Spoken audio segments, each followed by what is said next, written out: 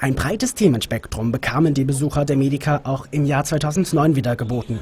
Insgesamt 138.000 Besucher nämlich nutzten diese Gelegenheit, um sich an den Ständen in den Düsseldorfer Messehallen zu informieren. Unter anderem auch über die Technik zur Schlafapnoe-Behandlung. Regelmäßige Besucher sind auch Wolfgang Tichler und Horst Meyer vom Landesverband Schlafapnoe Thüringen. Auch sie sammeln Informationen und unterhalten sich mit den Patienten. Uns kommt es natürlich darauf an, dass wir unsere Mitglieder und vor allen Dingen die Betroffenen gut erreichen und nach Möglichkeit viele erreichen.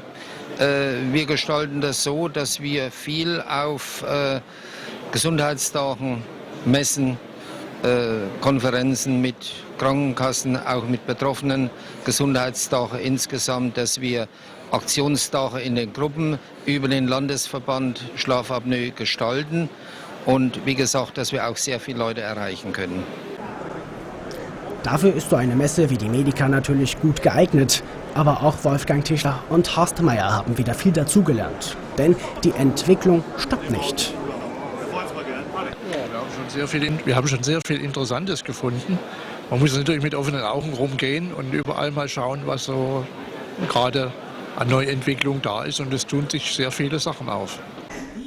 Und auch in den kommenden Jahren wird sich wohl hoffentlich noch in der Technik viel verändern. Was es dann wieder an technischer Neuentwicklung gibt, werden Sie dann auf der Medica 2010 vom 17. bis zum 20. November sehen. Und wir werden selbstverständlich natürlich dabei sein.